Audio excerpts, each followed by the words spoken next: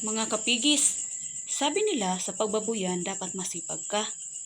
Dapat kayod marino. Pero bakit yung kapitbahay mong hapon akong gumising ay laging nakatambay lang sa harap ng kulungan?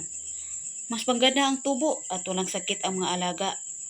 Dito pumapasok ang sekreto ng mga master.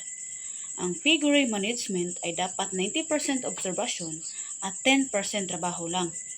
Kung puro ka lang trabaho, linis dito, pakain doon, pero sarado ang mga mata mo sa maliliit na detalye. Para kang nagtatapon ng pera sa kanal. Ang 10% na trabaho, yan yung routine. Pero yung 90% na obserbasyon, yan ang magliligtas sa iyo sa pagkalugi. Ano ba ang tinitignan natin? Hindi lang yan ay basta tinitignan sa baboy habang nagkakape. Ang mata at tenga, ang baboy ba ay matamlay? Mapula ba ang mata? Ang ubo ba ay tuyo o may halak? Isang ubo lang ng isang biik, dapat alarm bell na yan sa utak mo. Buntot at balat. Nakakulot ba ang buntot? Kapag diretso at nakababa, may dinaramdam yan. Namumula ba ang balat o tila magaspang?